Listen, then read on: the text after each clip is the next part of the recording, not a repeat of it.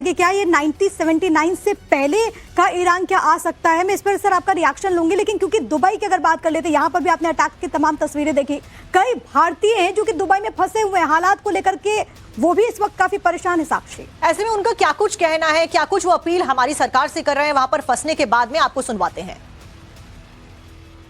मेरा नाम किशन है, मैं दिल्ली का रहने वाला हूँ। हाल फिलहाल में मैं पिछले 4 दिन से दुबई आया हूँ किसी काम से। मैं मजान एरिया में, इस एरिया का नाम है मजान, तो मैं यहाँ रुका हुआ हूँ। और कल रात से ही थोड़ी सिचुएशन थोड़ी गंभीर है। हमें फ़ोन पे अलर्ट भी आ रहे हैं यहाँ के गवर्नमेंट के कि घरों से बाहर ना निकले, और मतलब पॉसिबल मिसाइल थ्रेट्स के रिगार्डिंग।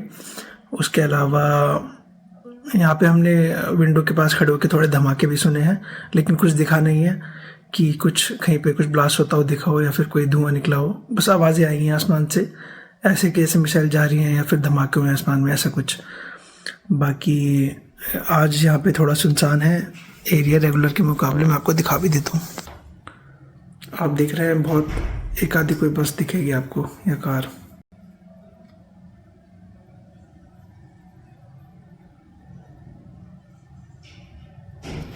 बाकी हम सरकार से अपील करते हैं कि हमें जल्दी से जल्द अपने घर बुलाया जाए। मेरी आज की फ़्लाइट थी जो कि कैंसिल हो गई है, और अभी कोई अपडेट नहीं है कि नेक्स्ट फ़्लाइट कब की मिलेगी, क्योंकि एयर स्पेस सब बंद है। तो थोड़ा जल्दी मतलब सरकार से अपील करेंगे कि हमें जल्दी घर बुलाया जाए। होली हम परिवार के साथ मनाना चाहते थे, लेकिन यहाँ फंस गए हैं।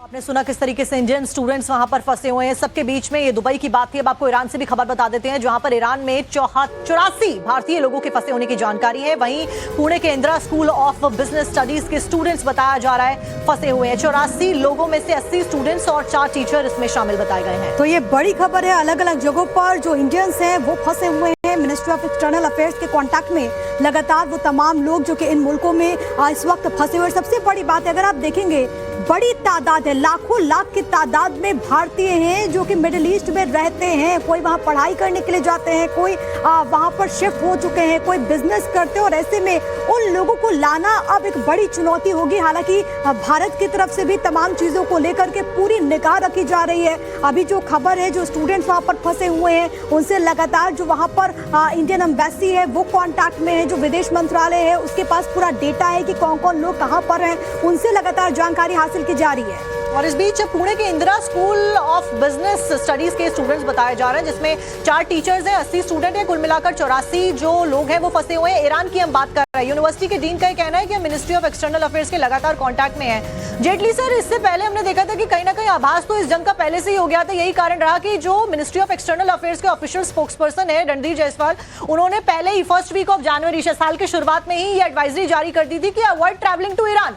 इस सबके बावजूद 84 जो अभी फंसे हुए स्टूडेंट्स हैं उनको वापस लाने के लिए क्या कुछ किया जाएगा? और पूरे मिडिल ईस्ट में भी, क्योंकि कई सारे लाखों की तादाद में, जैसे प्रिया जिक्र कर रही थी, जो स्टूडेंट्स हैं, लोग हैं, वो रह रहे हैं।